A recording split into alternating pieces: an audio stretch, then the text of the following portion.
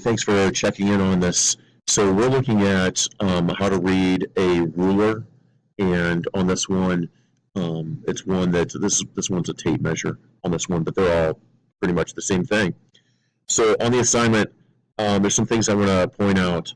So to be able to find this one, I talked to the kids that this right here would be 37. This right here would be 38 inches.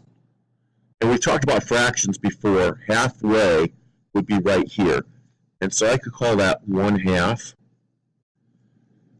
But really, we're going to be talking about for our lesson today that it's divided into 4 parts. So this would really be 1/4. This would be 1/2, which is equal to 2/4, 3/4. So when we're looking at the length of this one, we can see that this would be 35, 36, 37, 37 and 1/4, 37 and 1/2.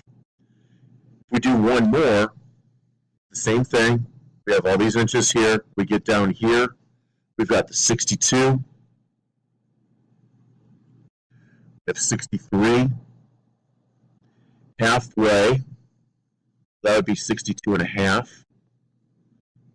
And when we break that down, we have 4 parts. 1, 2, 3, 4.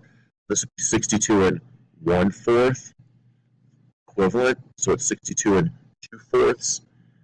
And down here, we have 62 and 3/4. So when we look to see where that ends, it ends at 62 and 1/2. For the homework for today, we're asking for the kids to be able to measure to 1/4 of an inch. So on here, we'd have it to where it goes to the 3, the 4, somewhere in between, there's half. We could call this 3 and 1/2. Over on this side, we call that 1/4, which is the same, 1/2 is the same as 2/4, 3/4.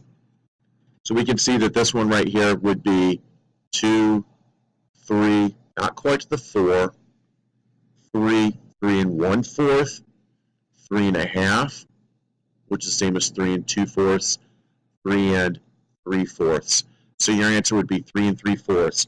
I'll accept it if the kids write it as 3 and 3/4 of an inch, or 3 and 3/4 with 2 little lines behind it. Thanks for watching.